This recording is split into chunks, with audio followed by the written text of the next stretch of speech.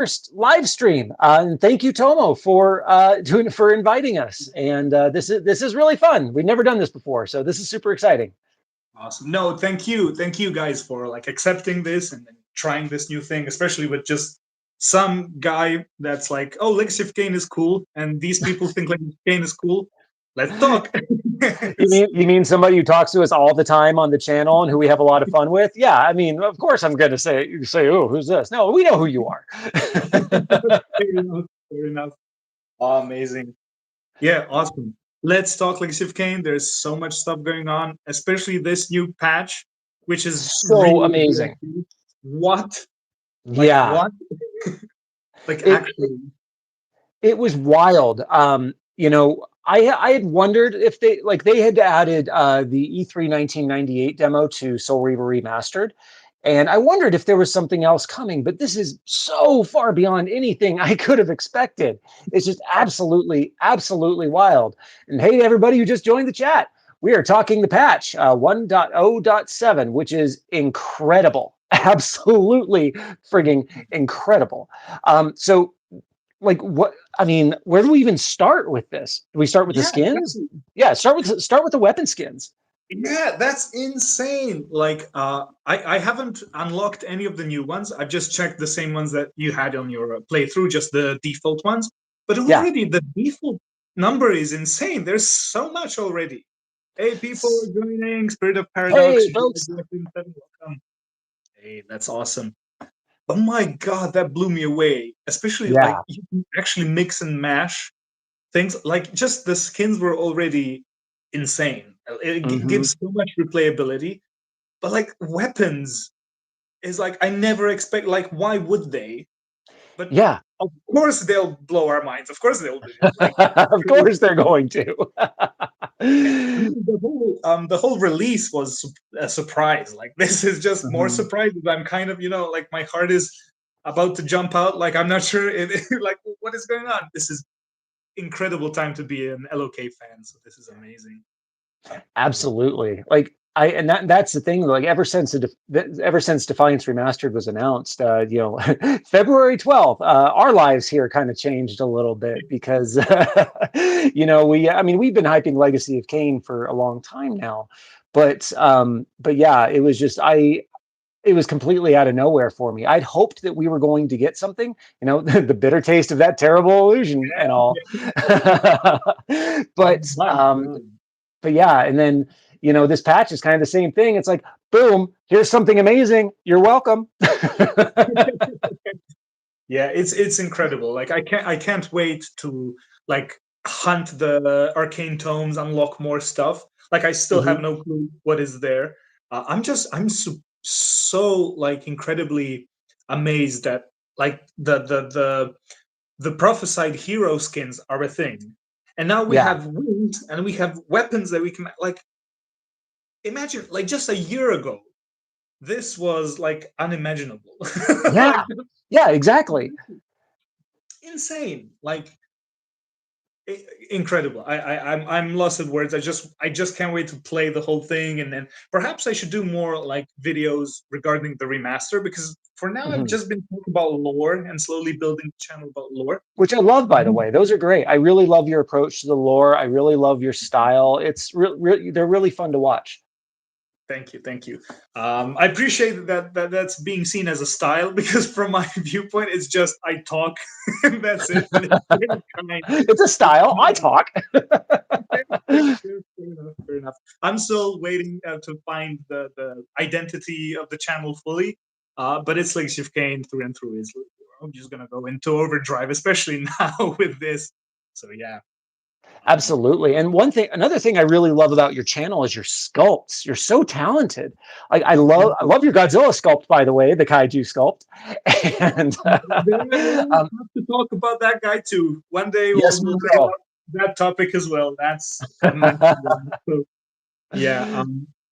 But yeah, that was a bit of an accidental thing because I was just into like rewatching some old Godzilla films, and I just started making it, and then it clicked. Like after we agreed to do the stream, I was like, oh my god, this is a perfect opportunity to try and tease.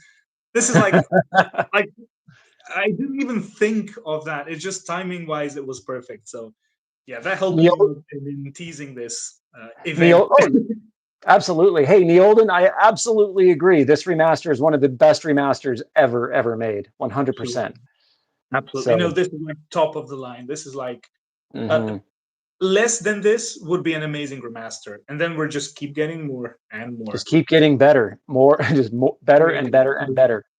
So, Hey, Destiny, thank you. Yeah, the coffee Raziel video that was such a random short that I came up with, but I am going crazy with all the Legacy of Kain news, so it was apt to make something goofy like that. But yeah. 100%. Yeah. So I have to ask. I mean, the patch has only been out for a day or so, and it's incredible. What is your favorite skin and weapon combo? Oh, okay, okay. So for now, for some reason, I've been so nostalgically like drawn, and I think it's maybe I'm speaking for more people in the Legacy of King community, but we're all kind of inching and like a little demon whispering, Blood Omen. And I've been gravitating back to the first game. So I've been just running around as Scourge of the Circle Kain with the old Nice. school Soul Reaver. Like that old Soul Reaver with just the two horns. That is so nostalgic. I was like, oh my god, this. It looks goofy and oversized like it did in the original game, but it's perfect. Like, give Yes. me this. So I think currently that's the combo I've been obsessing with. But uh, that just like took me a bit by 100% surprise. Cosmic Bell. 100%. So yeah, that's currently, but that's because I'm kind of tunnel visioned on that. There's so Hmm. much. I think I'm also like aesthetically drawn to the dual Raziel thing with the prophesied heroes. Like I Uh-huh. just love that idea of him being both champions, kind of like in a weird way. This is a mirage of Raziel in two different aspects, and just like having that embodied, which those people are just in the lore, they're just representations of what they guessed would like be and happen, and to have them like physically there, it's so cool. it almost Yeah. it almost makes it feel like a much bigger franchise than it really Hmm. is. Like, I'm not sure. That's like a weird emotion that I sometimes feel. When you think about William the Just, for Yeah. instance, like he's kind of there and super important, like Fulcrum, but he's Hmm. as a person was just some dude, and he had the Soul Reaver. But when you think Uh-huh. about it, there's so many people that have wielded the Reaver. It's such a specific LOK image that it kind of almost invokes, a bigger, like grander franchise. But it's only, Yeah. 5 games and us insane fans who are just poking at it throughout the series. But if you show that to somebody, they might not know that it's William. But if they see the Soul Reaver, they'll be like, "Oh, that's Legacy of Kain." So that's Yeah. super interesting.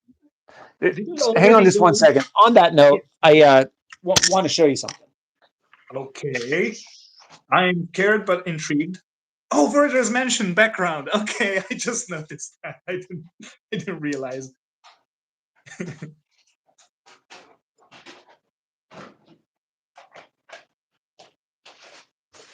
So, you mean this guy, right? Yay! Poor William. Sorry, I had to. Absolutely had to do that. Yeah, no, Yeah. that like, but there is. I feel like the lore of Legacy of Kain is so incredibly dense. It's so dense. It twists back upon itself. Poor William, exactly. Yeah. It twists back Poor upon William. itself, and there's so many layers that. Yeah, you're absolutely right. It does feel like a much bigger. I mean, it feels closer to Tolkien than it feels like a game with only 5 entries, or a series with only 5 entries. And when you think about it, it's not like a book series. It's not a film. It's a video game series, and it is so robust and it is Hmm. so complete in its vision, and it's crazy, crazy, crazy. There's more people joining. 27 people. Wow, Hey, let's everybody. go. Yeah, Awesome, we're so awesome. glad you guys are all here. This is awesome. Right, right, right. We'll have to So, like go through chats if there are questions and stuff. Definitely. mhm. I know myself. I'm gonna go on a tangent and just talk about one specific thing for like 3 hours, So stop me if I do. Not planning to. I like hearing you talk. Fair enough. Fair enough. Appreciate Vae it. Victis. Hey, Victis, let's go. Oh, this is a funny niche question that only like crazy Legacy of Kain fans would ask.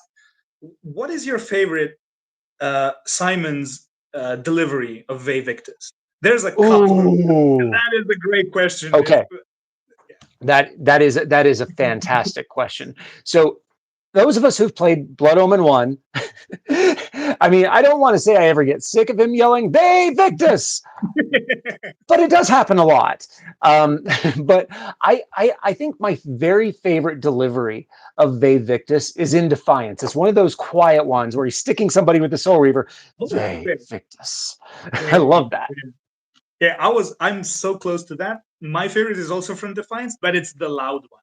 I just Yeah. love that because in Blood Omen, it's the most nostalgic one for me as well because it's the first Vae Victis I've heard as a 4-year-old kid just listening to that thing, probably playing again that I shouldn't, but whoopsie, don't tell my kids. They're also fans of Legacy of Kain, but hey, I think Defiance, one of those aggressive ones, is so cool because it's kind of in two like jumps Mhm. where it's not like Vae Victis, then it drops. It's like Vae Victis. He like amplifies the whole thing, and it's like, ooh, this is fire. This is like, oof. So Yeah. that's probably my favorite one. But yeah, this is such a Legacy of Kain fanatic question, but I'm glad I did ask it. So. Oh, absolutely, absolutely. Getting back to the update, though, man, I mean, just I put out an hour-long video yesterday, and I don't feel like I've even scratched the surface. I mean, we looked at the new character skins, we looked at the weapon skins, which, by the way, my absolute favorite. Like, I love all the Kain ones. You know, you probably saw my reaction to Blood Omen 1 Kain, but Lieutenant Raziel with wings and with his sword. Oh my God. It is such a satisfying, complete thing to look at. It's crazy. Like you brought up Yeah. the old toy, and that's Uh-huh. like that's where the sword comes from, right? I don't think. I think so. That's the only time I've ever seen it before this last year. Yeah, that's great. It is also present in Nosgoth, but it came originally from On the his clone. statue. That's right. Yeah, the Fane, I think it was called. I did play Nosgoth before it got cancelled a bit, and that was like the best map because it was just Razielim clan territory, but somewhere like in a cave or something. But there Yeah, was the so many Fane. statues and Uh-huh. King with the robe and like a mural or something. That was like that's Mm-hmm. just when the game started to be more Legacy of Kain, and you got but we Yeah, got the remasters. We're getting Legacy of Kain. We can talk all we want, but it is a good time to be LOK fans. So, yeah. it is. So we actually had a commenter question that I think is really interesting. So Tailgate 8840, thank you so much for being here with us, and we're glad, we're always happy to hear from you. Here's a question now that we know everything we know about Dead Sun. How do you think the community would have reacted to it if it actually released? Toma, I'm going to let you go first. So here's the thing. Like, I think the general, at least my kind of like feeling, and this is based on emotion because I've never scratched deeper into what people thought of it after Mm-hmm. the whole thing, like the spiel ended. But I feel like the pushback would have been like you could not like there was going to be pushback, like just tonally, Mm-hmm. even if the story in the end and it kind of went full circle where it sort of did some like retro apologetics to itself, where people were like, "Oh, this is okay. I see what they were going for." But there was Yeah, still, like weird stuff, like swearing and nudity, and the just boob. kind of yeah, weird stuff that I would not expect from Legacy of Kain, which Yeah, I not don't necessarily hate.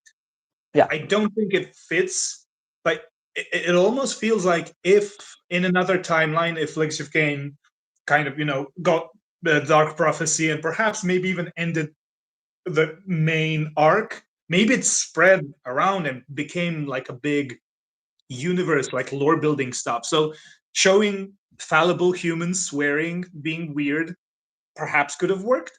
Mhm. But I feel like even if it got released, it would have been like there would be pushback, and it'd be even if it got like good reviews and stuff. It's still I feel it would be a controversial Yeah. entry, regardless. Yeah, like yeah. Yeah, And I again, I want I especially before I go on another tangent that's not related, so well, I 100% agree on that. The more I've dug into Dead Sun, which by the way, you guys, if you haven't seen Bazielem's excellent documentary about Dead Sun, go over there and watch it as soon as we're done here. It's so good. But the more I learn about Dead Sun, the happier I am it didn't release. And it's because the tonal shift was so, like, I think Dead Sun, not as a Legacy of Kain game, would have been fascinating. Like, it's scary. It's crazy how much it's like Shadow of Mordor, and I love yeah, that game. Like, even me. though even though I would not consider it canon for Lord of the Rings, it's a great game. But I feel this. I would have felt the same way about Dead Sun releasing, because like there is a tone in some of the stuff that I didn't include in my video, but you can see in Bazielem's video. There's a tone that's borderline disrespectful. Yeah, And and it's, again, I'm not a prude. I don't mind nudity. I don't mind swearing, but it doesn't feel like that's how the human cultures of Nosgoth would have been. And yeah, I think that if that had come out, and I think there were like 3 or 4 different factors that prevented it from releasing. One, there was a technical stability aspect. It did not run well. It did not Mhm. run well on PS3. It did not run well on any platform they tried to run it on, and I think that was a huge thing. Two, I think, was the tone. It was the lore issues, and that's something that has been talked about a lot, by including by me. But I think the other thing is there was another big game just like it, very much like it in development, and that was Shadow of Mordor. And it's So who knows? crazy how similar they are. Sorry if I'm Hmm. cutting you off, but No, no, you're good. especially Mortanius's voice actor is like right there. The connections are Yeah. weirdly like too similar. And with the Celebrimbor and the two split like persons in one body, it's like right Hmm. there. But I was Yeah. gonna say this like I feel what would have could have happened if it released is like I'm not sure how many people, again, Tomo tangent incoming, but I'll try and keep it quick. I promise it will make sense in an Hmm. interesting way, okay, I think. But if people are here, any of your Star Trek fans, um, if people remember in 20 or 2009 when the J.J. Abrams movies came out, I feel it would have been similar to that, where there would be something that feels very different, tonally like not the thing that we want, but Right. technically well made and for larger audiences, awesome. But then would feel like the closer hardcore fans like not accepting it because it's too different. But Hmm. again, not being able, to poke to say like this is objectively garbage and stuff because like that film is like really well made. And I Yeah. feel Dead Sun could have been It's like just a Star Wars, really not Star Trek. yeah, exactly. And it's like James Bond in space with Star Wars pew pew. It's not Star Trek. But let's keep Legacy of Kain. Yeah, I feel yeah. I told you about tangents. I'll have to be careful. I, But I I did feel want like to address your question, Onyek. Is that how I pronounce your name, Onyek? So Perfect fan. Shadow of Mordor was a completely different game, completely different company. I just think that they were convergent evolution, parallel concepts that were being developed at the same time. You see this in Hollywood a lot. It doesn't mean anything was stolen or recycled. It just means that two people were developing a concept at the same time that a lot of people happen to like. It's weird when it happens, but trends are trends. And Assassin's Creed had been really popular for a long time at that point. And so I think that it's probably not quite as bizarre as it might seem that these two concepts emerged at the same time. So sorry, I Yeah, just wanted to address your question there. And yeah, yeah, exactly. yeah, Sorry. Yeah, I don't want to cut you off again. you're good. You're But good. I was gonna say it's like sometimes it's just the law of large numbers. Like imagine how many games like that are developing, and it's kind of statistically falls that it doesn't have to necessarily be some sort of plagiarism or whatever. Like there's so Yeah. much stuff happening behind the scenes. But before I forget, there was one thing that kind of like regarding Dead Sun, um, and to kind of connect it back to the idea of like a larger franchise. When I Yeah. think about that stuff, um, I remember in Dead Sun there is like a theater play scene that I Mm-hmm. really enjoyed. I really like the idea of that. I don't know within the context or whatever, but just as something, a thing in on itself. Mm-hmm. Where when I watched it, and then those actors portraying Kain, Raziel, the Vengeful Ray, I got some intense chills. I was like, "Whoa, this is like these are people like characters of legend." Even though they're Yeah. like being portrayed as negative people, this is like Elder Scrolls lore where you just know that there are these larger than life characters that are kind of gods in their spheres, and then these mortals are showing reverence or fear at them. And it made me think like that stuff, like moving forward, imagine like just seeing Nosgoth from completely different perspective, where maybe even Cain and Raziel aren't present at the like moment. If it was like a larger universe, imagine just like being a human and learning about the truth of Nosgoth or something like that, and these Mm-hmm. people being like a legend. Are they real? Are they not? What is this? Blah blah. That kind of aspect, like tapping into that, I would love to potentially see. But this is again Legacy of Kain brain, but like it's such a bit like Nosgoth is Mm-hmm. massive in terms of lore when you think about it. Like the whole world is, it just feels like 20 books, 5 movie series, and like 20 games or something. So it's Exactly. And just putting it out there, I'd love to contribute. Just saying. um, something, draw something. Yeah. there's some stuff. There's some stuff, is all I'll say. Um, so our friend Jim had a question here. We get a sequel to Defiance. What are some key things you feel would need to be resolved or addressed in said sequel? Tomo, you get to go first. Okay, so again, I'll be careful with tangents, but I feel like we do have like info about what was planned and what regards, but I Dark Prophecy. honestly, yeah, I'm honestly a little, like now that Defiance is kind of the end that we know of, that we never got Dark Prophecy and this and that, like it almost gives you a chance to think about more stuff. So when I think about them, I'd almost wish that it goes in a direction that was not planned.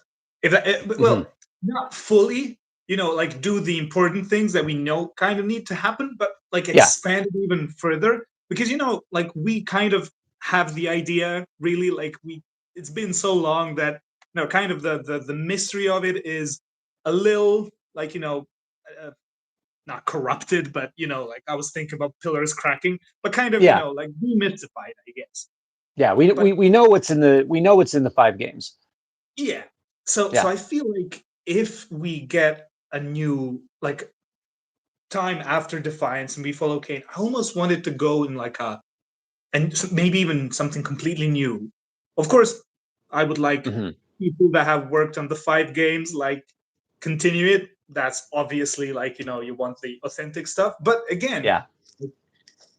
I just want to see what Kane does, because I feel like from whatever angle you look at it, like whatever way you theorize about stuff, it just like the he's got 2 Soul Reavers with him like permanently, and he can see the Elder God, and we know that he's the source of the existential horror. So it's like the stage is set for like crazy stuff to happen, and we never see it.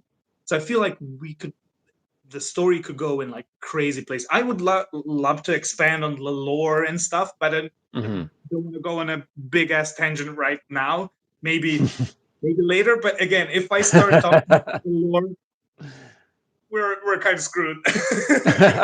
Well, I think everyone is here for both of our tangents. So, I think a few things that a Defiant sequel would need to wrap up is they would need to wrap up the restoration of the pillars. Do they get restored or do they not? That's a huge deal. Do you know? Does he is Cain able to defeat the elder god, or does he have to sacrifice himself to reduce or remove the elder god's influence? I think we need to. I think that we've seen the end of Raziel's cycle. We've seen the end of his story. Um, so I think that Raziel, I mean, while he would potentially still have a part to play, I think that he could take a back seat. Okay, so I've got a scene in my head that I would love to see in a Defiance sequel. All I'm right, all ears. everybody ready for this? Okay, so Cain is out in the wilds of Nosgoth, right? He's wearing a cloak. He's been there for a long time. And he's found and ambushed by a group of human hunters. And the sword's eyes glow very faintly blue Okay. as Raziel whispers something to Cain. And Ooh. Cain looks back just slightly and says, "Shh, hush, Raziel," and then looks at the human hunters, who are all a little freaked out that this vampire is now talking to himself from their perspective. That And then, of course, vampire chaos ensues. yeah, But major Vae Victis after that. major Vae Victis, exactly. Oh, that's great. Oh, um, man. There's so much stuff those defines. Like one visual that we kind of did see at the end mhm, of Defiance, but I would like if that thank game you. existed, like yeah, that's a great idea. But I was gonna say, like when you see his Soul Reaver at the end, when it becomes the Soul Reaver, Mhm, it's glowing blue from the eyes, and then there's the like golden coil around it, and it always like just a visual idea that I always imagined is if Cain would put the Soul Reaver down or stick it into the ground, it would just mhm, be glowing blue eyes, like faintly as Raziel. But when he grabs it, then the golden coil goes around it, just as an idea, because we know that Cain is purified, and that is Raziel's mhm. soul, and that is the Reaver, the soul hovering inside and outside of the blade. And imagine that will kind of, sign of balance prophecy thing that shows, yeah, Cain is the wielder. It's kind of like an Excaliburian type thing, where if he Yeah. grabs it, it starts glowing, and it is the sign of balance's weapon, which is kind of like what I would love to see if we ever get, like, just visually in terms of just designing stuff. Um, Mhm. we can go into the lore as well. Oh yeah. Well, and I think that a Defiance sequel by necessity has to resolve the Hilden. Yeah. Um, I'm not about to venture how that's resolved exactly. I think it would be really interesting to see that story go in a direction that we're not expecting. You know, Yeah. for because everything we know about the Hilden, of course, mostly comes from Blood Omen 2, of Yeah. all places, and then a little bit from Soul Reaver 2 and Defiance. Yeah. Um, but yeah, I think that we would, there's so many threads that have to be tied up, and I actually want to speak to uh, Terranete's question here. How much Okay, do you sure. think the fact that the Defiance story was unresolved contributed to the legacy of Kain fandom being alive all these years? And do you think it would still be as much if we got a final entry? You know, you got a point there. You've made a Yeah. good statement with your question, and I think a 23-year cliffhanger. I guess if I was going to start a fandom for something absolutely new, a 23-year cliffhanger, I mean, that's one way to keep people around, right? Yeah. That is crazy. But yeah, now that you say that, like people have been theorizing and just like the idea, can Hmm. we save Nosgoth? It really felt like, can we do it? Can we find like a consistent answer, just like Cain did and Raziel were like figuring stuff out? It feels so robust with so much evidence for different stuff in the games, Yeah. like voice lines that you can kind of pick and pretend to be like a detective of saving Nosgoth. And which I'd like to bring it back to a point when you were talking about like what should we see get resolved after Defiance? Like, Hmm. do we get pillars restored?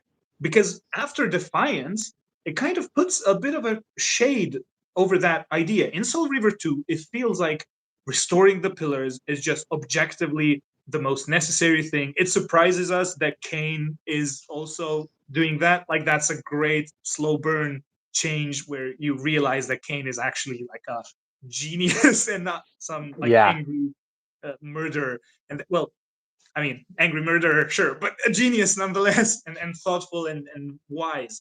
Hmm.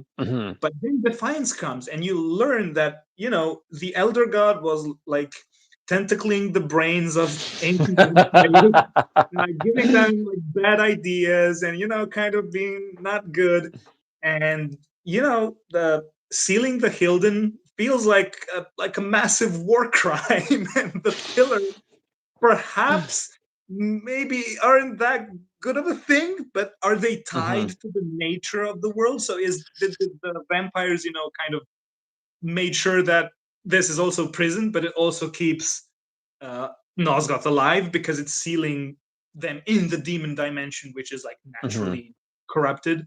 So it's like, Hmm. did the Hilden deserve it? I mean, it's all grays. There are no black and white, good or bad. It's all, very realistically complex, which is amazing. But it Hmm. also put the idea where maybe they shouldn't be restored, but who knows? So it's like Who it knows? gives you food for thought, like 20 23 years to think about that stuff, like gets you Hmm. places. Yeah. It does take you places, doesn't it? So that actually brings up a really good point. We don't really know the nature of the pillars. We don't know what Nosgoth was like before the pillars were raised, and we only have scraps. We only the scraps of prophecy that my sire gave to me, but we only know a little bit about the cultures of the ancient vampires and the Hilden. And we do know that the ancient vampires started the war. We do know that they did it under the direction of the elder god, but we don't know is why. Were the Hilden messing around? The Hilden are a very technology adept race, and we see that in a lot of different places in the series. Do What we don't know is how did they offend the elder god with their technology? And so I think that could potentially have could have been the impetus for the war. But at the same time, I don't necessarily, as I've said in some of these videos, I don't necessarily see the ancient vampires or the Hilden being particularly kind overlords. Yeah. I think one's culture was based on magic and religion, and another was based on technology. And I think you can infer secularism beyond Yeah. that. I was just And about to say that, like literally, almost word by word. This little, like, took me back because that's crazy. But yeah, continue. You're still but gonna yeah, make that point, which crazy. Yeah. oh, the true By the way, Pac-Man MG, 100%. Nosgoth is a world where everyone kind of sucks. yeah, because to me, to join to that point, because I was just about to make it. I was gonna say, like, it feels, in the real world, when you have, kind of like secular humanists Mhm. sort of criticizing religion, Mhm. and then you have like religious people criticizing that side. It feels like these are all the negative traits of both in Yeah. respective species, where it feels like, okay, the ancient vampires are wise, are noble, Mhm. magic, probably, like general morality, and just like living like fully in like in the being one with the nature type stuff, which is crazy Yeah. because the wheel is kind of part of the nature, but regardless. Mhm. And then you have the negative side where it's the dogmatic, like closed-mindedness that also kind of comes with that. While then the Hilden, the good stuff is like, oh, technology, progress, this and that. Mhm. But take that to the negative extremities, you get like probably very unnatural tinkering and who knows what. And like morality is probably like strange and weird and kind of like relative in there. They Who cloned a knows? sheep. Yeah. But it feels like in extremity. It feels like a really fair look at like two opposing sides in the real world, but just focusing on like the potential negatives of either side, which is like Yeah. super interesting. Which makes Yeah. Raziel the perfect like middle middle ground guy. Yeah. Is both. And I love that Raziel is. So when I was younger, when I played these games, I was so confused why Raziel had his target, Kain, in his grasp, and Yeah. but fought, put forth the greatest effort of will, not just him, but just about any other being in Nosgoth had ever put forth to not kill him. And then I was confused in defiance, like why is he being so rough with Janos here? When he's worked so hard to save him. But it makes sense, when you think about the story for 25 years, it makes sense that Raziel is searching for the truth. He is searching for answers to his questions. And he feels like especially after everything he's seen, he feels like everyone has manipulated him. And it makes perfect sense why he would question all of these. And I feel like that's what makes Raziel one of the all-time great characters in not just video games, but any media. Any media. He's like the most like aggressively skeptical person, which is like super cool to tell, like to present that kind of person in a world like Nosgoth. Like you Yeah. can do that type of character in something more mundane, and you will not sort of feel that like spirit. And then you put him in Nosgoth, which is like the most cursed place. That's where a person like that, like a true, strong skeptic, can kind of come to be interesting. Yeah. And that's what makes Raziel amazing. And when you think about it, as like you said, more than 20 years to think about motivations and stuff. It is so perfectly, finely, like it's incredible. Because I remember I would be kind of confused. I'm much younger, so I was really young playing these games, and it took like a while in my teenage years to Yeah. really understand the lore and stuff, which was like a slow burn because it was always scratching more and learning more and more and more. But I remember being like super confused just at the pillars. Like Raziel, it doesn't like Kain, whatever he's saying, who cares? Kill him! Like after all this stuff. But then you replay the games many times, you think about it, and like there's so many gem lines. Like in William's Chapel, when Raziel could have killed Mobius with the paradox, but didn't know to. If you remember when Mobius starts sermonizing and I depart in God's grace, blah blah blah, this and that, and Raziel turns around, my vengeance is motivation in. And what does Kain tell him among the first lines when they're met at the pillars? Revenge is motivation enough. At least it's on. Like you can see that Yes. Raziel would be like, is Kain really saying this to me right? Is this like what's going on here? Like, Yeah. is he in my mind? Like what is Well, it?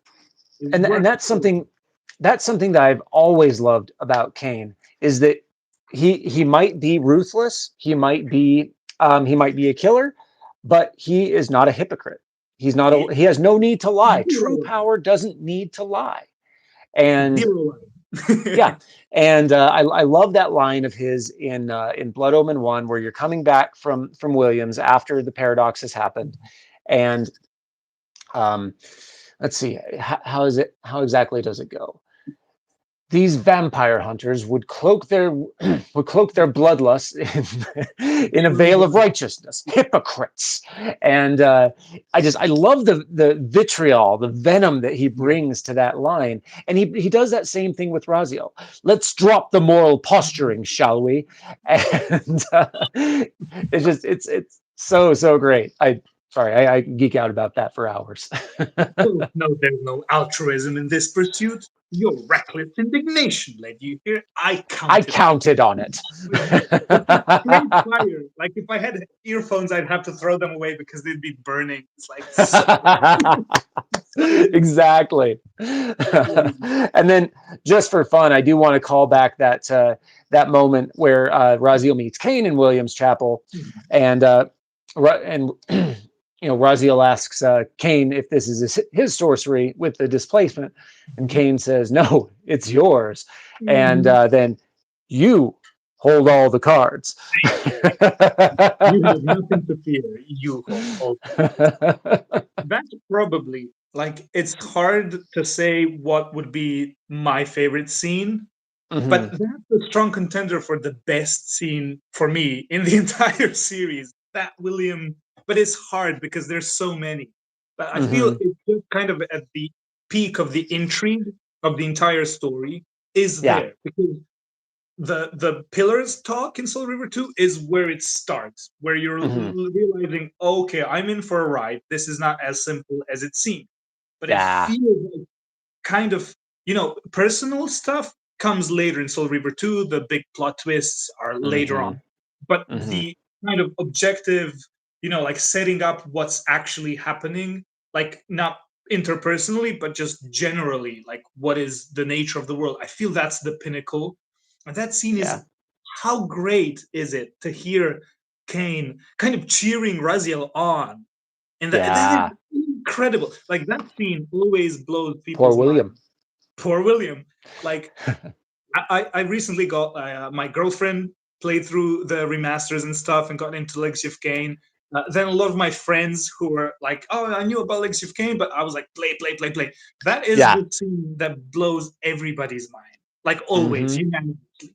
They're like, "Oh my god, what?" It's so good. Such a good scene.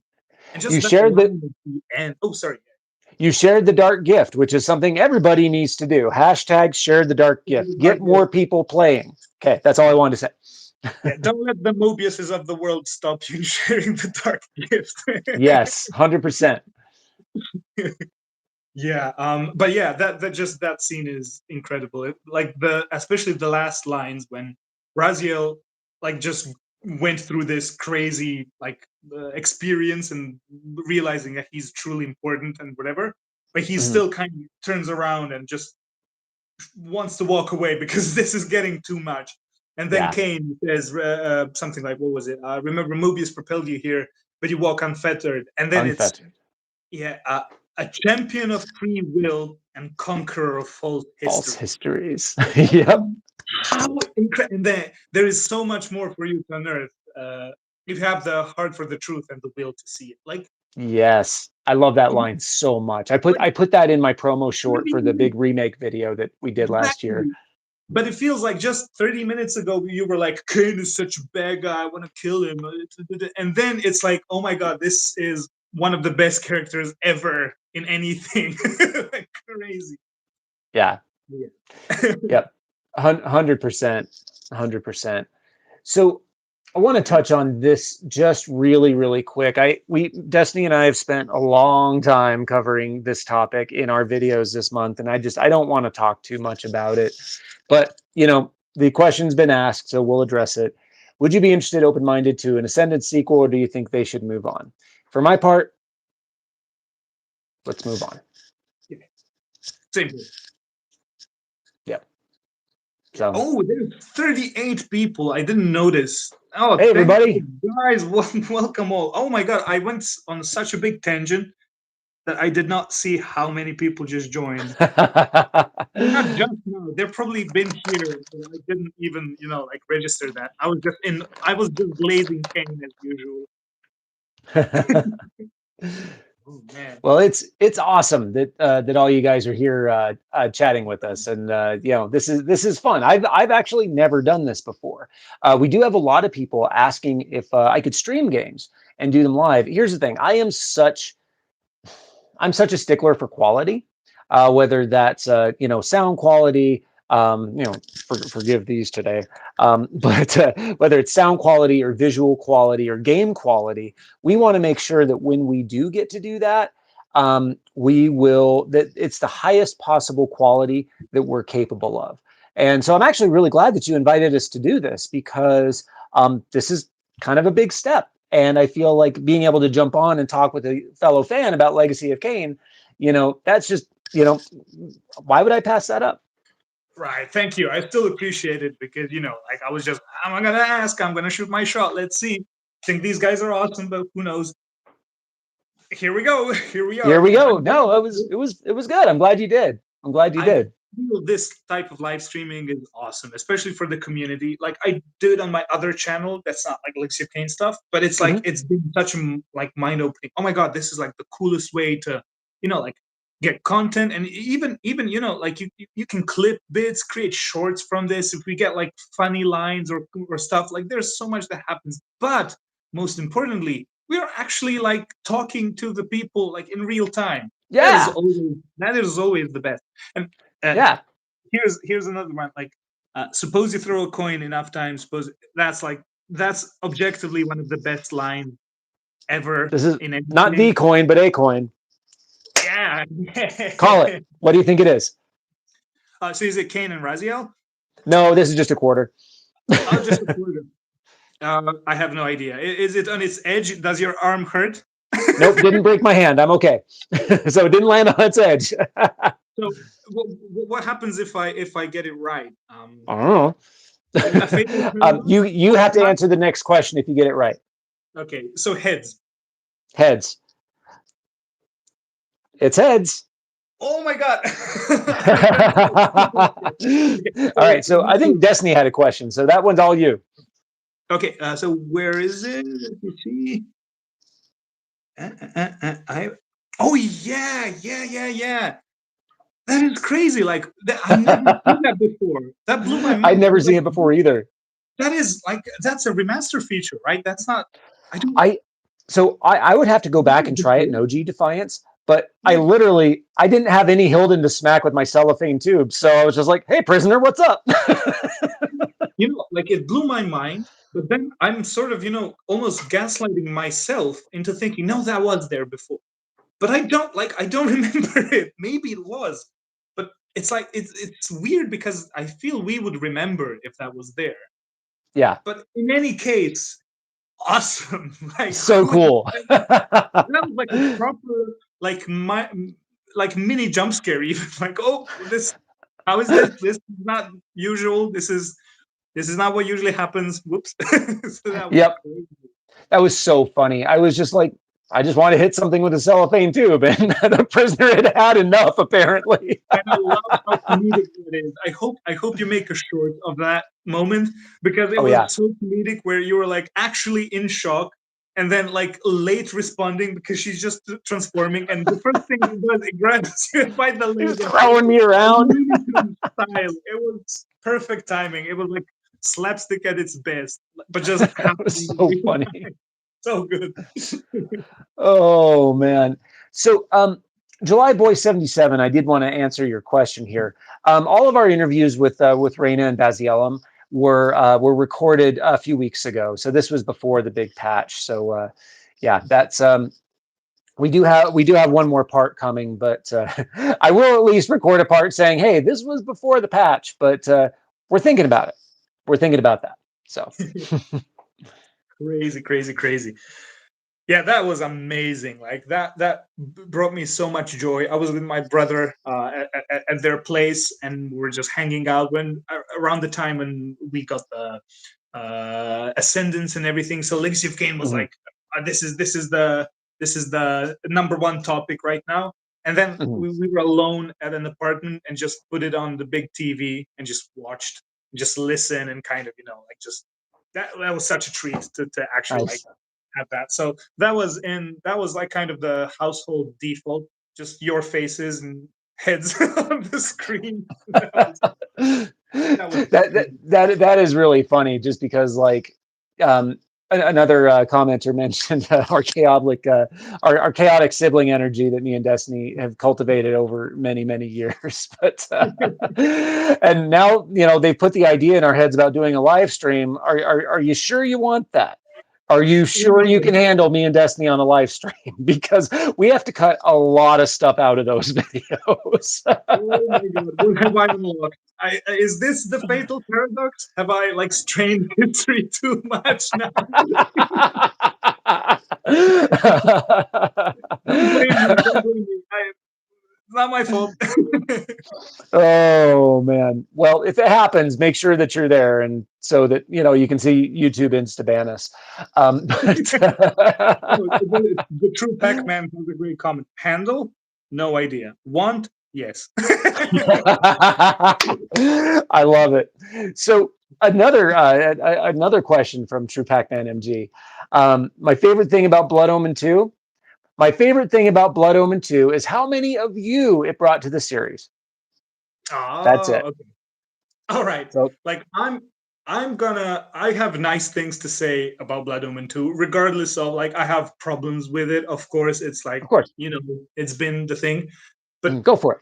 honestly, the atmosphere of that game is incredible. It just, 100%. I believe it is insane. The nighttime, the docks, the architecture, the vaguely Victorian steampunk stuff, just the Yeah. like it is immaculate. It is one of my like favorite like atmospheres to think about and like reminisce and feel like, oh, this is like when you see stuff in real life and then kind of that little thing you see reminds you of something. Like hmm there's so many instances where I'm like, oh, that is so Blood Omen 2. That pipe Yeah. over there, that is so Blood Omen 2. And it's that that is probably my favorite thing about Blood Omen. Blood hmm Omen 2 is that the atmosphere is immaculate. Even music fits so well within that idea.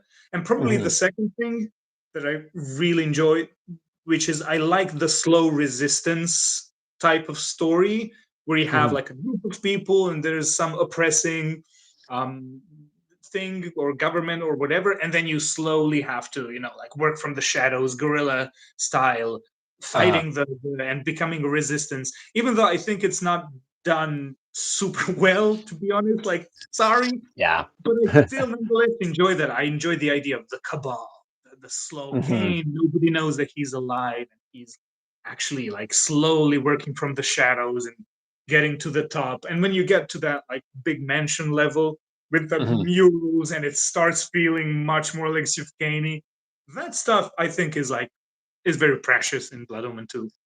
Yeah. Um, Probably some like design stuff here and there are cool, and that's probably it. There are no so, things there. So Hilden so stuff is cool. yeah, I have to agree with you 100%. The atmosphere of Blood Omen 2 is top notch. The music is top notch too. I really, really enjoy how atmospheric Blood Omen 2 is. I love that. Its combat is actually kind of deep. If you go in and you just try to spam your quick attack, you're gonna get stomped on a boss. You have to block. You have to use all the abilities you've learned to that point in order to beat the bosses. And I think that is a huge, huge design win, especially compared to the rather simplistic combat of Soul Reaver 1 and 2, as much as I love it. But Blood Omen 2 really, really scores in that respect. Um, Oh yeah, to also grabbing people and throwing them blew my mind. That was like, oh my Yeah. god, I can actually do this. Uh, Somewhat like horrifically, you can kick rats. It's like interesting. If you can catch them. It's crazy. I only think I wish once when you would find that black cat, I wish there was a petting button because Kane would so pet that cat. Like he's got cat's energy, anyways. So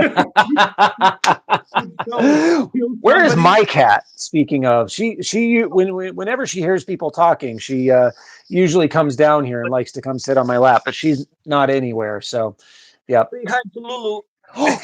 She just flew There's a down. kitty. Hey.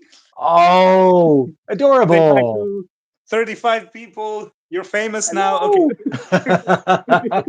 Hello.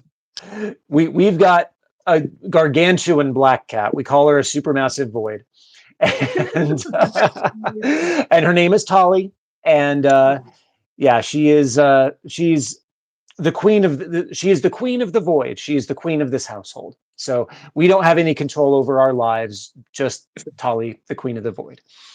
So typical cat owner life. Yep, exactly.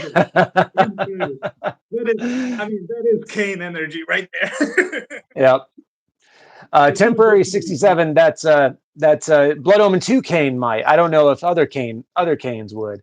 So one thing that I would love to see in a Blood Omen 2 remake is I want to see a story rework, and I think it could keep the same story beats. Like for instance, like I think the bones of the story are there. I think it's like you said, it's a great resistance story. But I think some emotions need to be fleshed out, some motivations need to be fleshed out, and Kain needs to not be dumb. Because Yeah, Kain is smart. He knows what's up. He, he knows how to run an army. He yeah, knows how to pursue a war.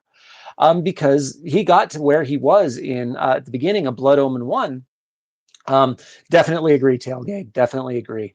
Um, where he got to in Blood Omen 1, he didn't get there by being impetuous and dumb. And yeah, sure, he's angry and he wants revenge, but the real Kain would understand that there are things that need to happen before he can do this. And I think he can be ruthless about it. He can be even maybe a little underhanded sometimes too. But I think that every character in Blood Omen 2 has room to grow and yeah. room for more motivations um, and room to make them much, much, much more interesting. And Exactly. we need to know how Vorador was resurrected. It's been so long. But before we jump to Vorador's decapitation and stuff, Mhm. and recapitation, um, Recapitation. just came up with that. I love it. But I was gonna say, like, a rework of Blood Omen 2 is such a potent way to show like Kane's first. We do get a bit of that in Blood Omen 2. We actually Mhm. do get slight like hints, but show his process of him learning how Yeah. to be more patient and learning the truth behind stuff. We do get that when Janos kind of scolds him. And for Mhm. the first time in Blood Omen 2, we get like Legacy of Kain stuff where Kain goes like, oh, okay, I did. Oh, yeah, like I kind of, whoops, my fault. Like we have that whole, like uh, uh, calm, wise Kainism in Blood Omen 2. But there's a rework could get so many of those things and tie them directly to Kain as we know him, like Yeah. the peak prime Kain from Soul River 2 and all this stuff, where you could Mhm. just tightly knit that development. And of course, yeah, like you said, it should like he should be probably angrier than in Blood Omen 1 for sure, For but not sure. this angrier. I like that he would be kind of, like the skin title, fledgling warlord. That Fledgling is warlord. like that's who he was at that time, but not a dumb fledgling warrior, just Yeah. a fledgling warlord. So yeah, Yeah, exactly. Speaking of, I mean, coming back to those skins, all of those skins are just incredible and amazing. And you guys want to know a little secret? oh my god, I'm scared. So coming soon, we are going to have another interview series focused on the creation of these skins. So keep an eye on the channel. It'll be awesome. As if I don't need more reasons to keep an eye on this channel.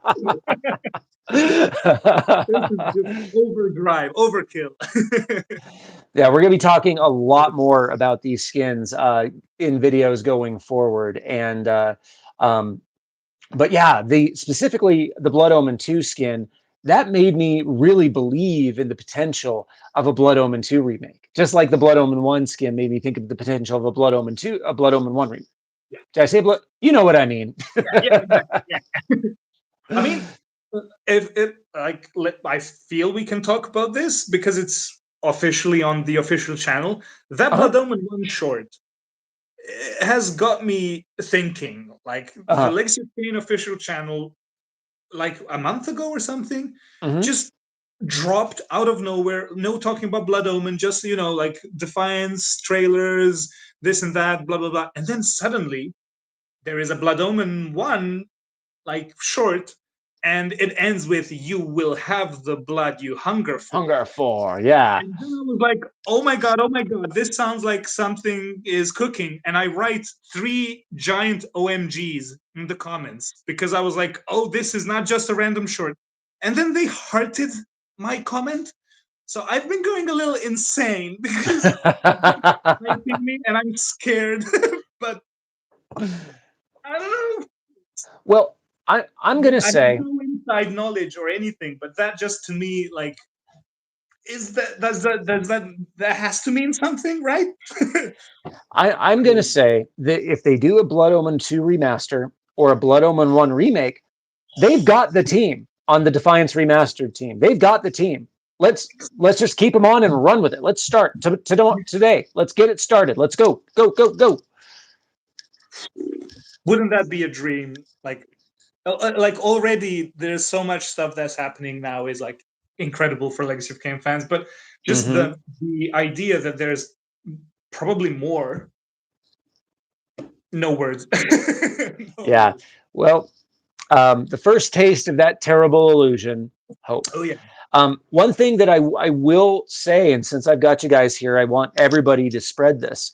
Don't wait to buy the Defiance Remaster. If you're waiting for physical, there's no guarantee we're going to get it. Don't wait. Get everyone you know to buy Defiance Remastered or Soul Reaver 1 and 2 Remastered if they haven't yet. There is no guarantee that there could be a physical edition. And if there is, great. I don't mind them double dipping. I really don't. But Defiance Remastered is not doing the same numbers as Soul Reaver 1 and 2 Remastered did. And that's none of our fault. We've been supporting the series, but Yep. it needs a bigger fan base. And so if you know anybody who has not bought this yet, get them playing, get them excited about it. Because we need a bigger fan base if we want more, if we want more remasters, a remake, or even a conclusion to the story. That's just physics, guys. That's how it is. So yeah, get out there and Share the let's dark gift. yeah, share the dark gift. Let's scratch into Nosgoth, come back to it. I know probably some people I know living in Nosgoth can be tough. There's all ghouls and demons and mysteries and a manipulation. But we all know you love it. If you've loved it before, get the remaster. It's like it is the like pinnacle of the whole like thing at this point. Like it is incredible. Go. So I'm going to speak to a question we just saw, and that was, do you think that a full Blood Omen 1 remake could do the story justice? Yeah, I do. Yeah. I think they could. I think there's plenty of room to expand. I think that I would love to know more about Kain's life before he became a vampire, what led him to flee Kurhagen. I would love to know more about the Circle's inner dynamics. And I think it's very, very fertile ground for more stories and expansion. Just don't redesign the Soul Reaver, is all I'm saying. Just don't redesign it. And for recasts, I'm going to go on record here with something that's actually in a video that we're launching tomorrow, and that is I would be okay with a recast for Kain only if Simon was there to pass the torch. Yeah. If he played like Kain, if he played Kain's father or his mentor, maybe, or even maybe one of the, or maybe even Mortanius. But I think that if Simon were there to pass the torch, I could eventually accept a recast. And somebody who needs to be in a new Legacy of Kain game, other than me, is Ben Starr. Ben Starr is super, super hot right now. He played Clive in Final Fantasy 16. He had just had a big moment in Clair Obscur Expedition 33. He's really, really talented, and he's really, really just a cool dude. And he has expressed he loves Legacy of Kain. He's a big Legacy of Kain guy. He's somebody I really want to get on and chat with. But I would love to see him play somebody in Legacy of Kain, and he would love to play Raziel someday, he has said himself. So, yes, the other Ben, exactly. But anyway, under those very specific conditions, I would be okay with recasting. And if Blood Omen 2 were to get some kind of story rework, of course, we don't have Earl Bowen anymore. We don't have Renee Auberjonois anymore, which is very sad. But we don't have Gordon Hunt anymore, who is also the legendary recording director of Soul Reaver 1, 2, and Blood Omen, and Defiance and Blood Omen 2. So there would definitely need to be very, very strong talent on both sides of the mic. I'm going to say that again, very strong talent on both sides Enjoyed of it. the mic. I don't know why I had to say that twice, but I did. Fair enough.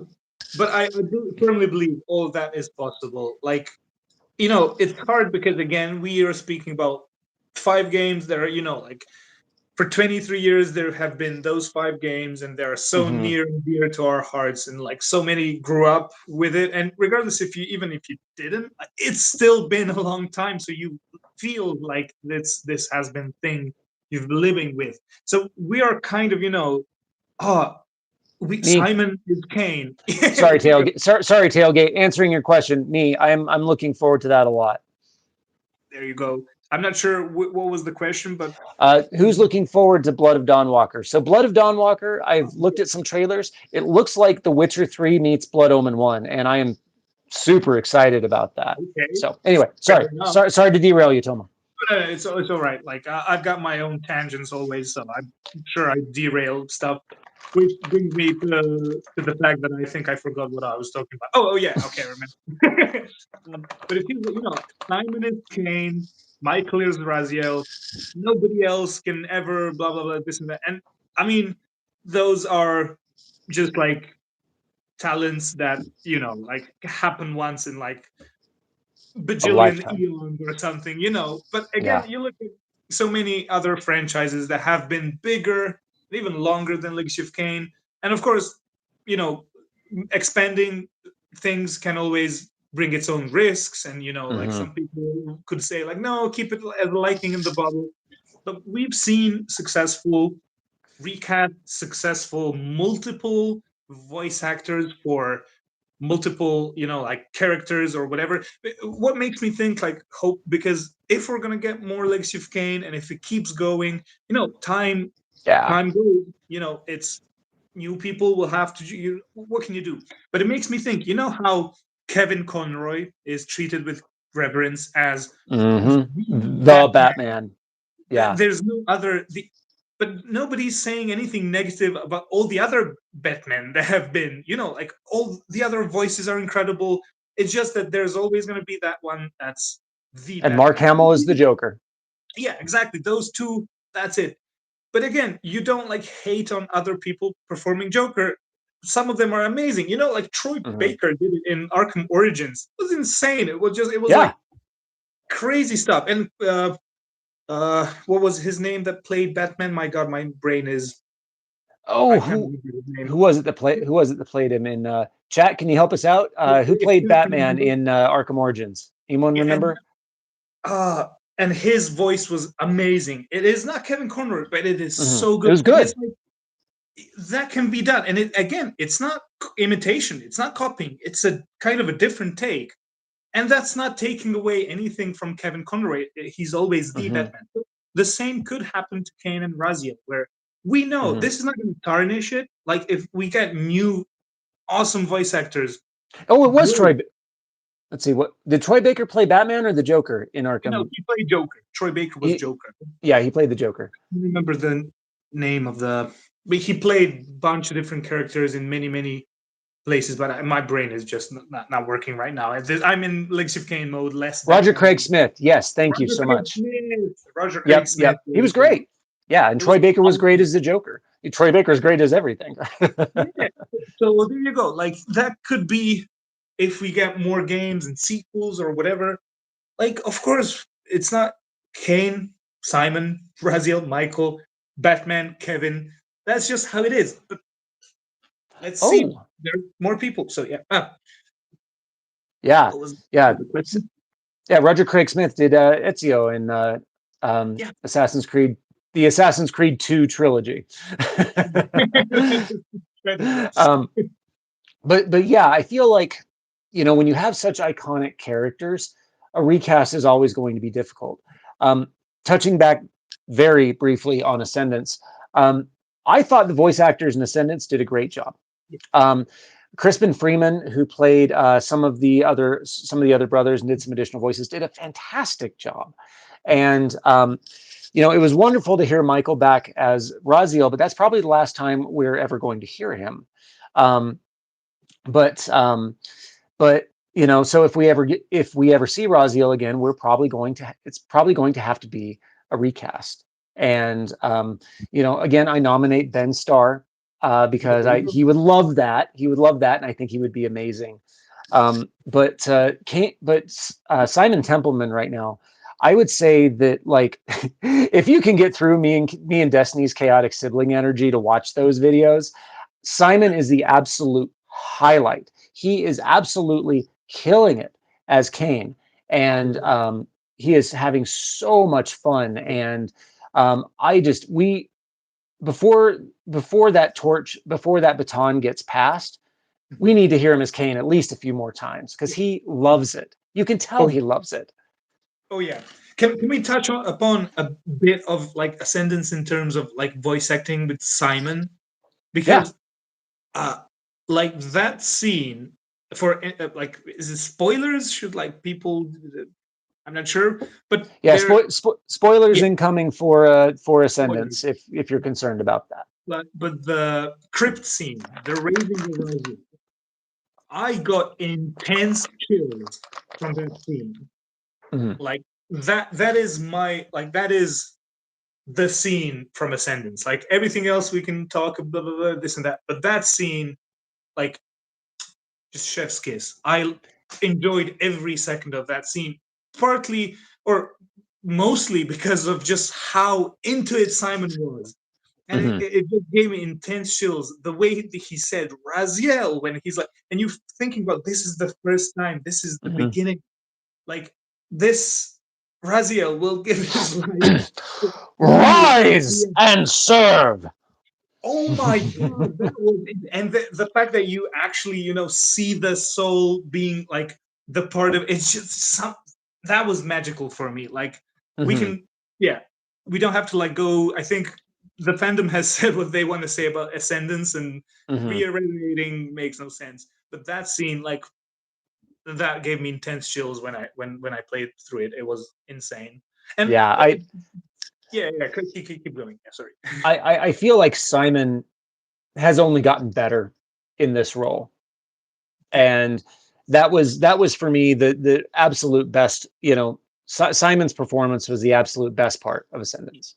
So absolutely, absolutely. And that scene was like, I actually like really thoroughly enjoyed that scene. So yeah, just I don't know, it just I'm sucker for kind of dramatic retroactive stuff where like we know the end. We've seen the beginning of the end of our tale is crude and ill-conceived, but we must rewrite the ending, you and I. yeah, you and I. That's such a great one. What I was gonna say, we know the ending, we know Brazil's sacrifice, and it's Mhm. always cool to go back and this is, we're visually and auditively experiencing that thing, regardless of the outside context. It doesn't matter. Just the scene itself, without, we don't have to, just that scene Yeah. for its as its own thing.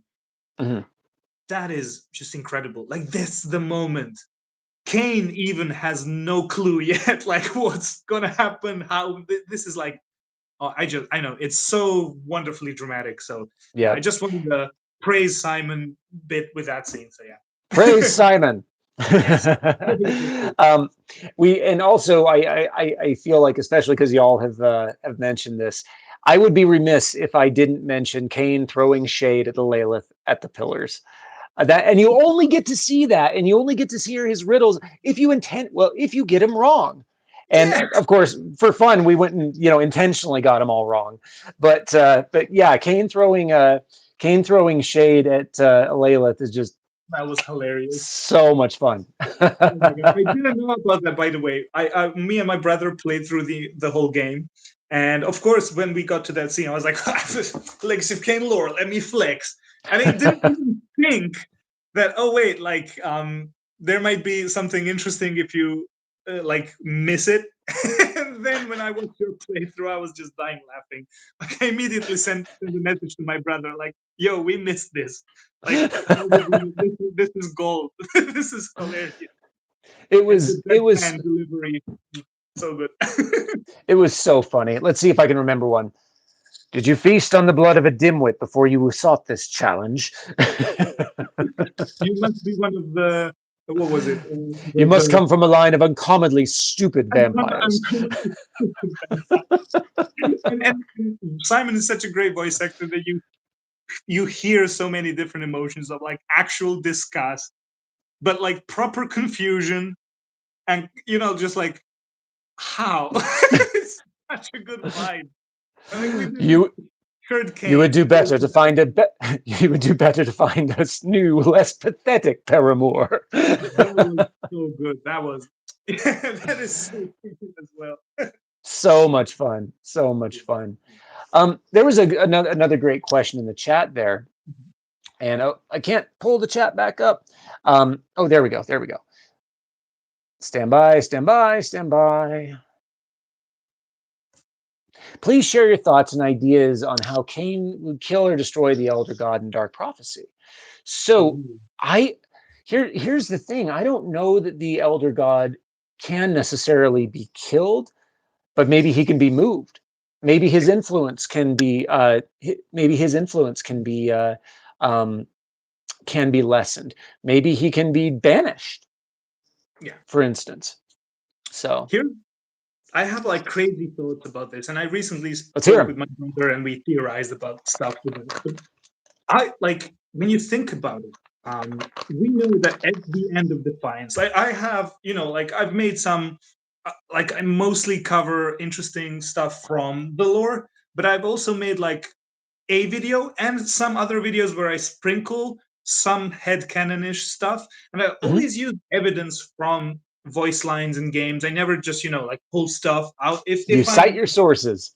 Yep, and I say this is my take, but it's supported by stuff in the game, and perhaps it's an alternative way, because I firmly believe Amy left purposeful evidence like that in the game. Some things we know have to be the way they are because they break the story, but so many things don't, which is awesome. But anyways, I was gonna say, through whatever means, at the end of Defiance, I feel, to me it's clear that after Raziel sacrificed himself, Raziel says, "This is what it is for. This is what I'm for." The two become one, both Soul Reavers together, and we get a clear visual of, from Soul Reaver 2, the edge of the coin, but now with the purified Reaver, hovering both inside and outside of the Reaver blade. And Kain is also comes back from the demon dimension. Elder God cannot see his path, meaning that Kain is now permanently free from the wheel. Like that's in the game. And he's got seemingly the Soul Reaver paradox in his hand. And when you think about it, when he strikes the Elder God, like, isn't the Elder God eating himself then? Like, isn't he consuming himself with every strike? What does that mean? Like, what happens then? Like, this is like, there's so much. So maybe Kain is not supposed to do that. Maybe he can't kill the other Elder God, or he can consume him. But like, what does that mean? Like, does that involve a fatal paradox as well, or is that the only way to like destroy the Elder God, making him consume himself? But then what about the Soul Reaver? Like, it could not consume its own soul, so it's like, what happens next? And I kind of almost, I think I talked to this with my brother. What if like Elder God needs to remain in some form, and in a Promethean way, Kain leaves a tiny piece of the Elder God just because he can't kill him, but like locking it enough that he can do influence, kind of like you mentioned, banishing, and keep it as a trinket or some weird stuff like that. That would be interesting. But again, interesting. that's just theories and stuff. So one thing that I sincerely doubt the nature of the Elder God, and I do not believe he is as responsible for Raziel's condition as he would like Raziel to believe. I do not believe that he made him. Now, do I have any proof? Yeah, do I have any proof for that? No. Raziel doubts it though, and I think that Raziel was cast into the lake of the dead, and he was cast into the lake of the dead. He fell to the bottom, and he was there for centuries. And I think the Elder God saw him come down, saw an opportunity, and then just waited. And That is also. and Oh, sorry. Yeah, yeah. I don't want to cut you off again. Sorry. oh, you're good. You're good. And I think that, the elder god certainly feeds on souls, but I think that he feeds on them in a much more, like, he's much less connected to Raziel. The reason that he's able to eat when Raziel eats is because Raziel is recycling a soul, and boom, he's able to leech that energy somehow. I think he leeches the energy from souls, and I don't necessarily believe that he's a natural part of this world. Yep. I think, yeah, and so I don't necessarily think that, when Kain is striking him, that he's causing a paradox. Mhm. But, you know, Kain is real strong and Raziel is real strong, and so smacking him in the eyeball sure hurts. Exactly. But yeah, I definitely side more on the side. Again, it's so open, but I side more on Raziel questioning that being true. Like when he Mhm, says, "I was your old one. Did you like truly resurrect me?" Or like because it feels so much more correct when Raziel like puts it that way, like a mhm. malleable and like easily manipulated like tool. Uh, uh, how did he say it? Indestructible for some For some reason. reason. And so and that kind of like puts me to believe that okay, Elder God, I believe that he's and in some sort of a proper parasite in the sense that he's not naturally of Nosgoth. But regardless, even if he is, nothing breaks. But it to Yeah. me feels like when Raziel was killed, Elder God probably noticed, okay, I do not see this being's path. That is Mhm. weird. I know these Yes. things, and I'm a Well, little that's weird. scared. And I'm a little scared, and I think this is a problem. So, go kill vampires, kill Kain. I don't like that dude. And then Yeah.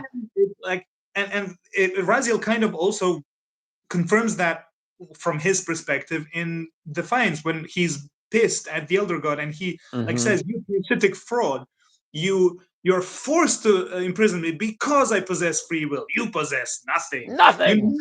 Yeah, you know that is like Raziel knows the Elder God better than anybody. Like the Wheel of Fate. Believe me, I know that even better than you do. And Yep. it seems like, yeah, Raziel knows that this guy is full of crap. So like it just kind of feels more correct in line with the learning that the Elder God is a manipulative parasite. So Yeah. like if he just found Raziel, and again, voice lines make you think and this and that, but to me it just works so well as the truth. So yeah. Mhm.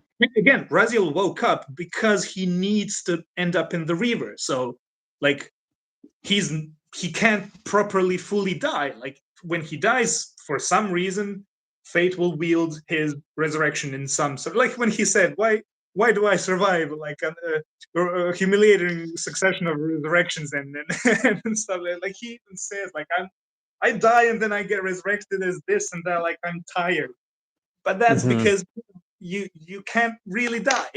And the Elder God Yeah. says that as you are undying, your soul cannot be returned to the wheel. So yeah, But it may Raziel, console you to abide here in eternity with me. such a nice, lovely, lovely, lovely being. Exactly. I think that and this is me just going off on wild tangents here.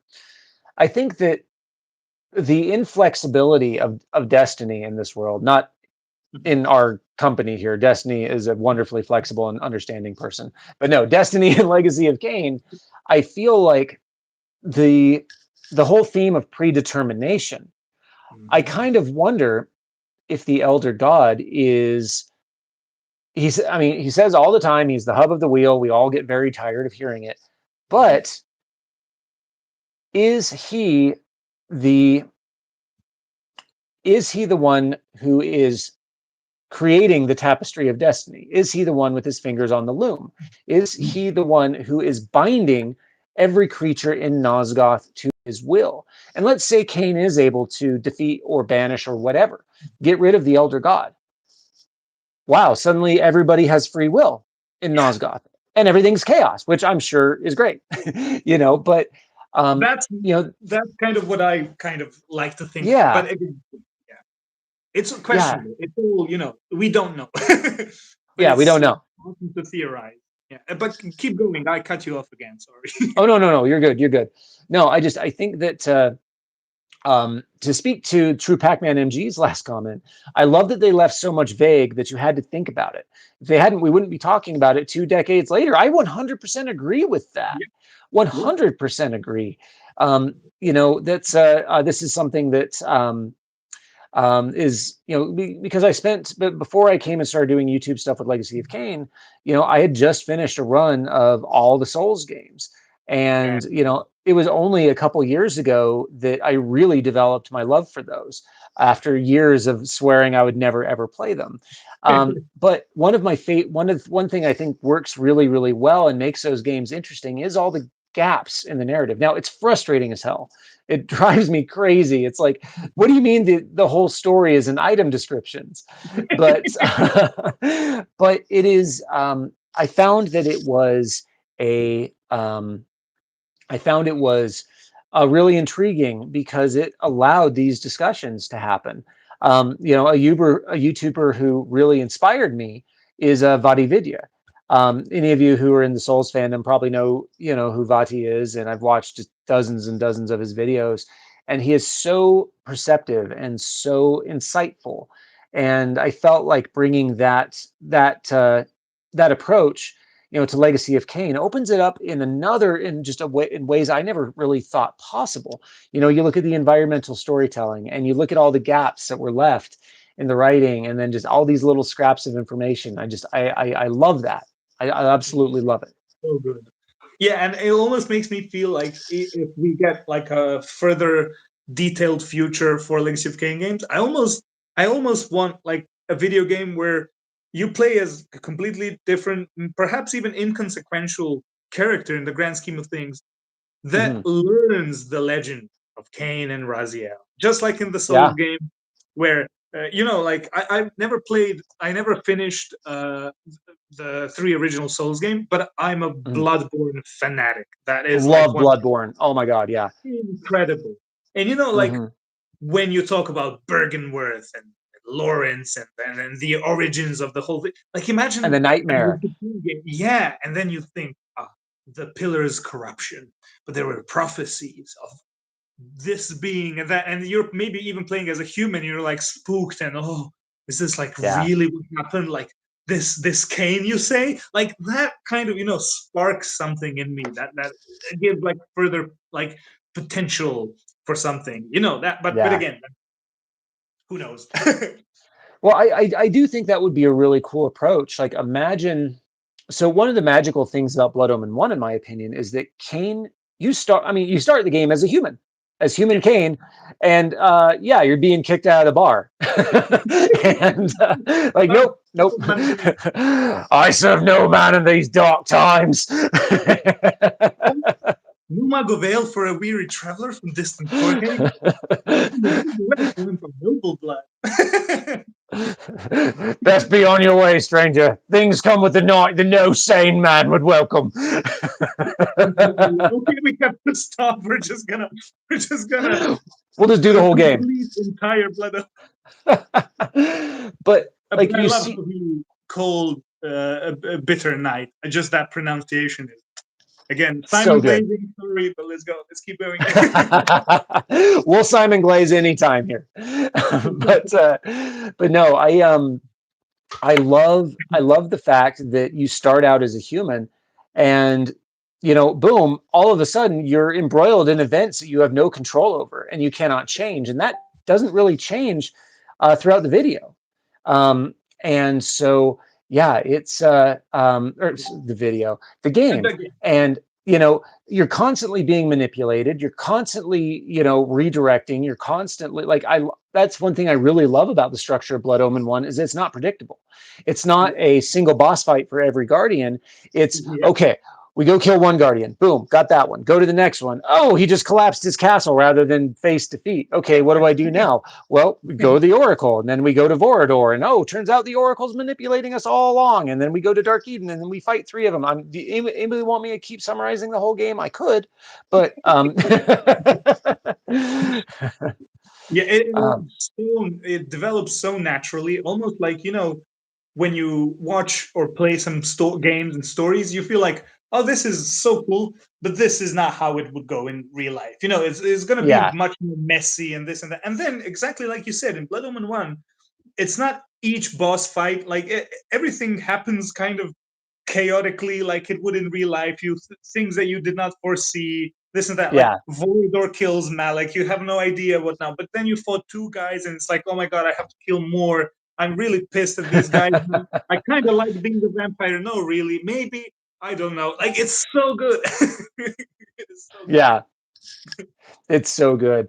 Hey, just to let everybody know, I'm not seeing the chat feed, so um, Destiny is of course in the chat there, and if she'll send stuff to me. If you've got a really big question, make sure to at her for that. So. Oh yeah, okay. It was set to what was it? Top chat. I put it to live chat. Now I see a bunch more messages. YouTube is weird sometimes. I don't know how. YouTube is weird sometimes. Yeah, but I put it Let's to see. all messages, and now I see a bunch of comments I did not see. Help me, kind sir. Cast Bennett prisoner. Cast Please help Bennett me, kind prisoner. sir. Poor Napraptor. I knew him well. Well, not really. Well, not really. Yeah, and Oh man. how did Vorador kill Malik? Like, I have an idea on this, but I can't. okay, yeah. Okay. I have an idea on this that I can't really share publicly because I want to do something with it. But I think that Vorador had so Vorador, Mortanius, Mobius, all of them, they go back, they were all alive at the same time. And I think Vorador potentially had some arcane knowledge, some some knowledge of the inner workings of that armor that was not available to anybody else except perhaps Mortanius. Oh, So, okay. Okay, little but tease there.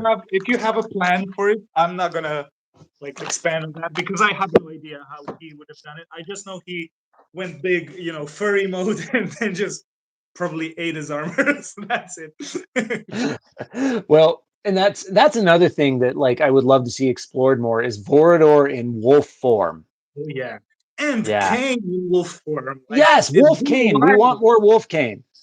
Yeah, and isn't it crazy when you think about, like, again, this is 23 years of being a Legacy of Kain fan. It's type. Uh-huh. But like, there are some things that you feel like completely solidified, but then you think about it and they're kind of rare and in weird spots, like the whole form stuff. We see the bat Yeah. form only 2 times, only in Blood Omen and then in Defiant. But it's such an integral, like, everybody thinks of Kain, oh yeah, he teleports in a bunch of bats and this. It happens only in 2 games. And in Blood Omen 1, it's like 3 bats. And then you think about Mobius and Kain.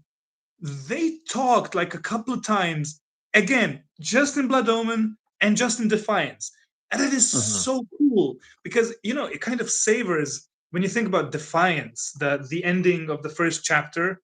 That's the first time that they spoken. Well, for Mobius, it's different, but Kain, it's been thousands of years, and he's here like, oh, this ass again. And the last time they talked, Mobius was missing a head. That is like, stuff like that is also super awesome. And again, that is, we've been fans of this franchise for so long, so we think about things all like the this. time. Yeah, all the time. But that is precious So, stuff like that. One thing that I want to mention too is that 2026 is the series' 30th anniversary. So Yeah. November 1st. Blood Omen: Legacy of Kain was released on November 1st, 1996. Yep. So, and I Just after Halloween. So just after Halloween. yeah, So, get ready, vampiring. well, and I just, I hate to, be super pluggy here, but keep an eye on the channel all year. We got stuff all year coming, so it's gonna be a good time. Not that I'm trying to wrap things up yet, and having fun. So, Yeah. Oh man, again, that just makes me think the Blood Omen one short on YouTube official channel that just like 30 years of Blood Omens and I don't know. Again, I have zero insider idea of anything mhm, behind the scenes, but same. Yeah. I'm just freaking out because it just it has to be something. But again, okay, Well, passion. We gotta. no, we keep the passion up. That's what we do. Yeah, No, actually, we. yeah, I cannot, cannot. That just seems like something big. So just Yeah. Well, and that's I feel like one of the best things that the community has been doing is being vocal about what they want. yep. And that's with the whole drama the last month and a half, without going into it, I think it's important to be vocal and say, hey, yes, this, no, this, you know, Respectfully. yeah, respectfully. Yeah, I will make no excuses for anyone being abusive. But it's important to say, look, the Defiance remaster is amazing. Soul Reaver 1 and 2 remasters are amazing. We want more of this. This is what we want. And so any opportunity that you get to share the dark gift, to support the series, spread, grow the fandom, anything you can, do I that.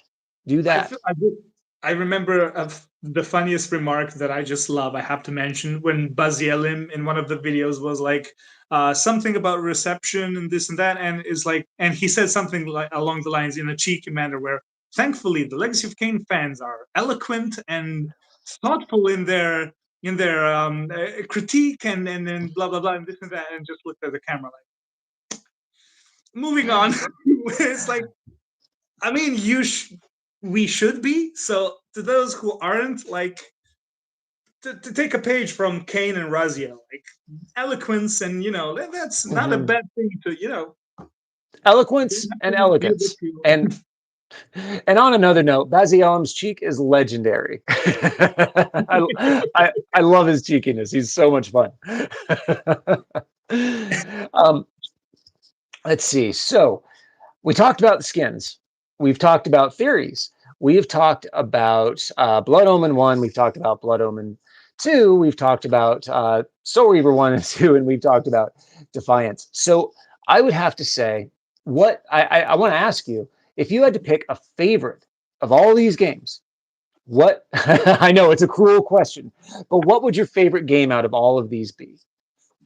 Okay, so uh, the one that I'm most connected with nostalgically, and just like in forming my entire existence, basically in terms of art and what I look for in art forms and stories, it would be Soul Reaver 1.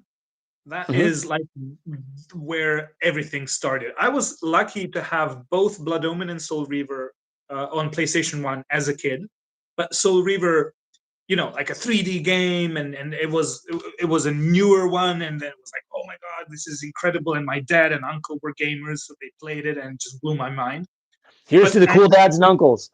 yeah, but then but then as I like grew as a fan, if you ask me now, Soul River 2 is like my favorite at the moment. So I'd say Soul River 1 is like something that nostalgically I will never be able to, like not praise it. But if you ask me like technically in the sense of me being right now, Soul River 2 I think is just the peak of the series in terms of like everything just fully comes into their prime Yeah. in that game. So I think, but again, the differences are like this big. Like I love them all so dearly, but it's like I gotta peak with the Soul River 2. I'd say. Oops. Okay. I Yeah. think that's it. I think that's a solid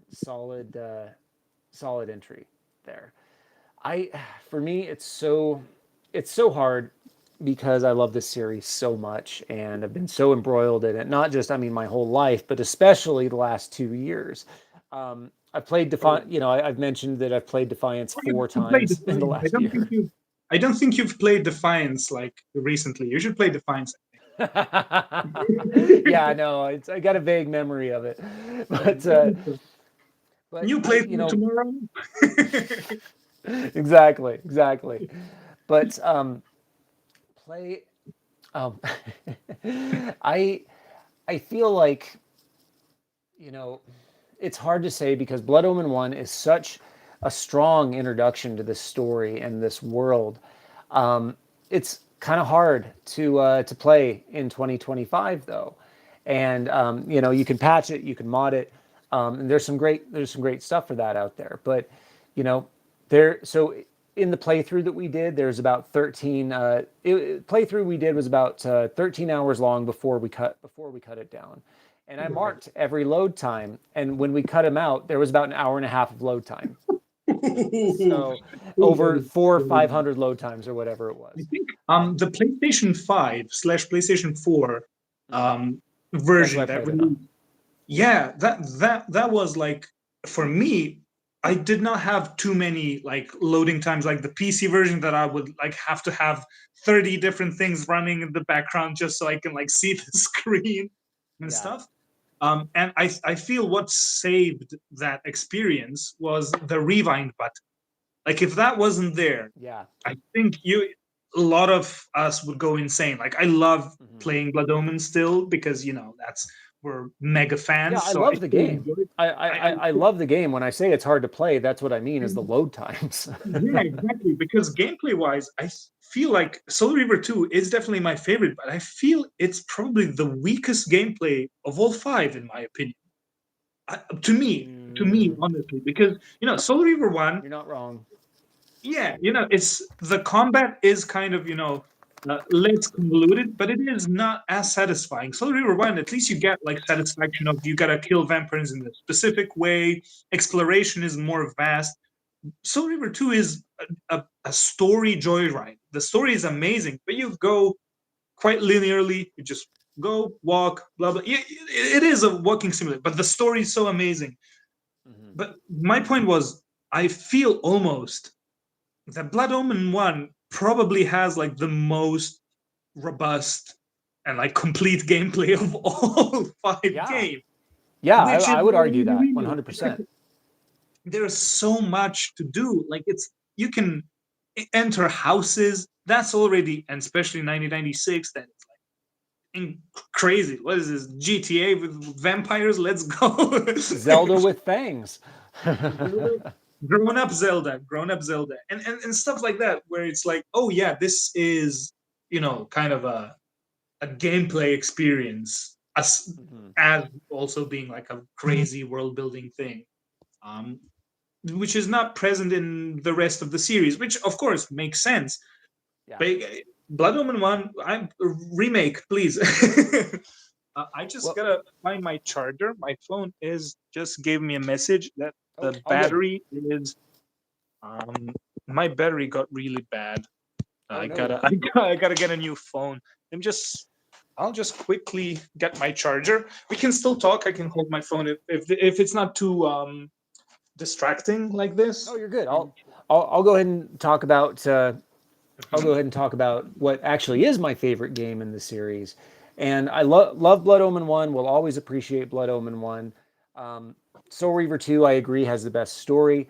I think all things considered, gameplay, exploration, story, I think Soul Reaver 1 is the best balance of all of them. And it had my favorite Everyone. Reaver appearance until they patched in the weapon skins yesterday. So, yeah, Incredible patch, by the way. Incredible patch. I mean, incredible. that is Absolutely. like, and you know about the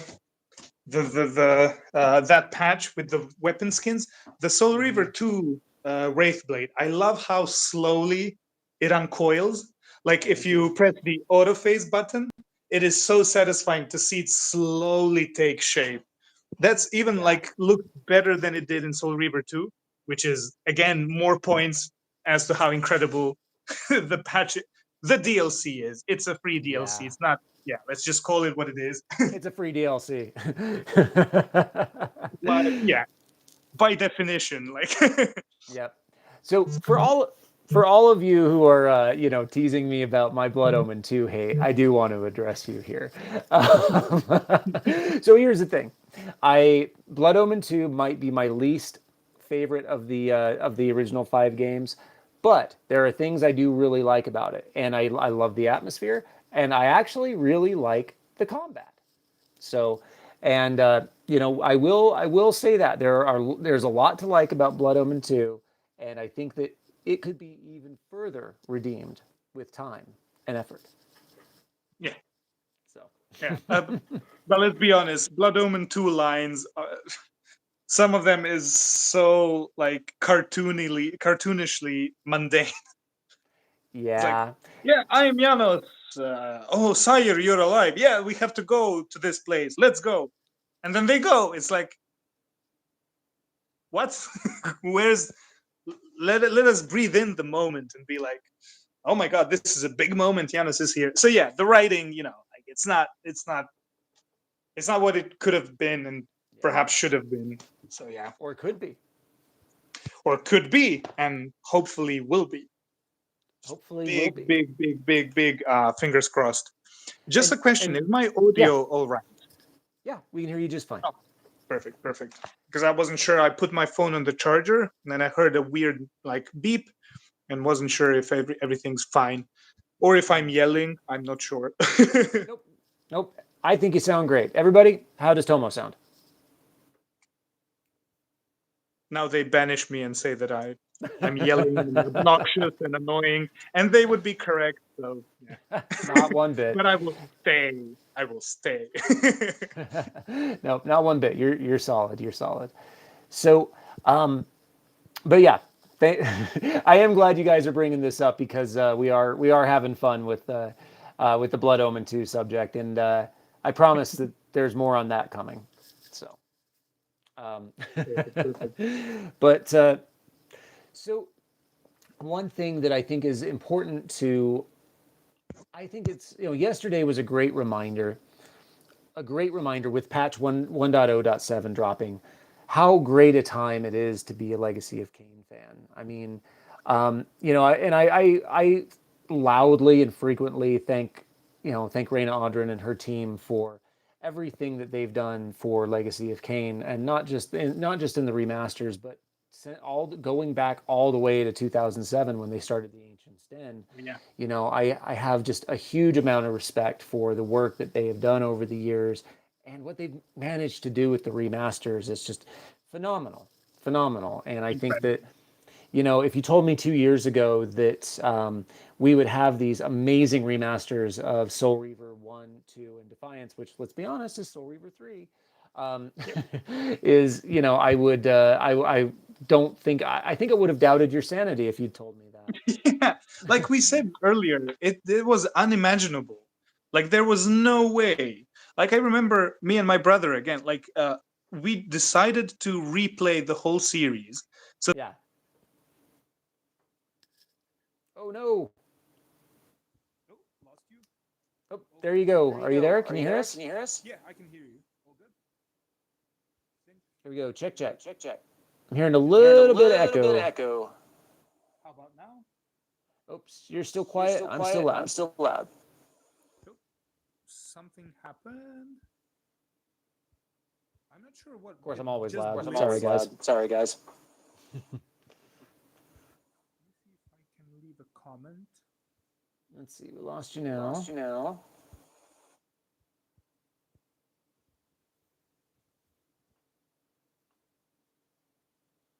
Nope. Still can't hear you. Still can't hear you. Now? What about now? Very, very Very, quiet. very quiet. And I'm getting my Getting feedback my still. feedback still. That is strange because the camera the stream just blinked black and then it returned. Yeah, that was I'm weird. not sure. Did we pass a mark? Like, did we pass 130 minutes or something? Maybe it's like some sort of, I don't know. Huh. We went We beyond went what beyond they what have allowed they have us. allowed us. This is a fatal paradox. So, So do you want to try Do you want to try rejoining really quick, rejoining and really quick, and we'll wrap it up? we'll wrap it up? Yeah, I think I'm gonna rejoin. Okay. I think the same link should lead me, so I'll give it a Yeah, shot. give that a Yeah, shot. If give that a not, shot. I'm pretty sure that the link can be sent again. So I'll try that. Okay, Sorry, stand by. guys, I'm not Stand sure by. what happened, but I'll be back. Okay. Yeah. Is it a stream without technical issues? I don't know. This is my first one, so I really appreciate all you guys being here and chatting with us. This has been a lot of fun. And when Tomo rejoins, we'll have some closing thoughts and then wrap it all up for you. So in the meantime, which of my dumb shirts has been your favorite? Hilton interference. Yep, exactly.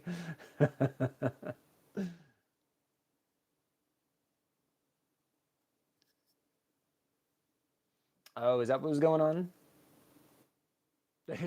My God, the Hilden.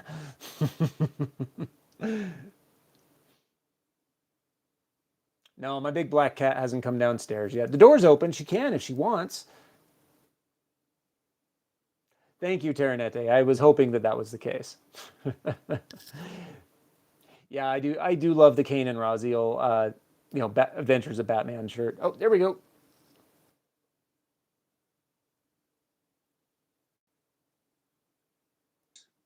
There we How go. Can about you hear now? us? I can hear you. Fantastic. Can you hear me twice? No, just once. No echo. Yes. I don't Okay. hear. What about the audience? Do they hear us good now? Is it all Yep. Can everybody true? hear us now? Fantastic. All Good, good, right. I good. think that's it.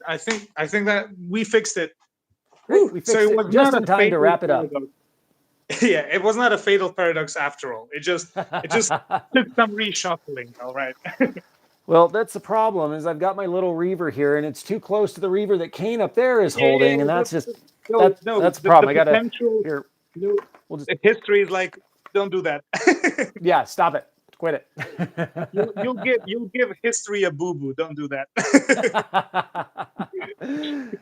Oh man. So my last question for you then before we wrap things up is tell me what Legacy of Kain means to you.